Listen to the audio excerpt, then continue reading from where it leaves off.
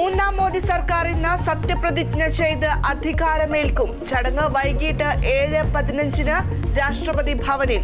ലോക നേതാക്കളടക്കം 8000-ഓളം പേർ പങ്കെടുക്കും. മന്ത്രിമാരുടെ പട്ടികയിൽ സസ്പെൻസ് തുടരുന്നു. ചടങ്ങിലേക്ക് പ്രതിപക്ഷത്തിന് ക്ഷണമില്ല. കെ മുരളീധരനെ അണിനയിപ്പിക്കാൻ നീക്കവുമായി കെ സുധാകരൻ. KPCC നേതൃസ്ഥാനം മുരളീധരന് നൽകിയേക്കും.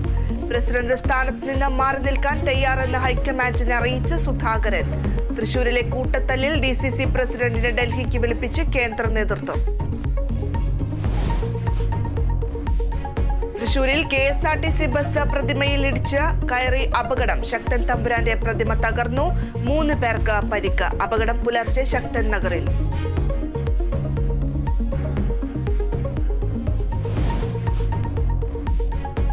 നിയമസഭാ സമ്മേളനത്തിന് നാളെ തുടക്കം. ബാർക്കോഴ ആരോപണം അടക്കം ആയുധമാക്കാൻ ഒരുങ്ങി പ്രതിപക്ഷം. തദ്ദേശ വാർഡ് വിഭജന ബില്ലും സഭയിൽ. സംസ്ഥാനത്ത് ശക്തമായ മഴ തുടരും. കണ്ണൂർ, കാസർഗോഡ് ജില്ലകളിൽ ഓറഞ്ച് അലർട്ട്.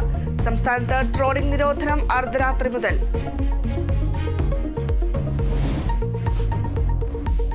T20 ലോകകപ്പിൽ ഇന്ന് ഇന്ത്യ-പാക് പോരാട്ടം. മത്സരം രാത്രി 8-ന് ന്യൂയോർക്കിൽ. പാകിസ്ഥാന് മത്സരം നിർണായകം.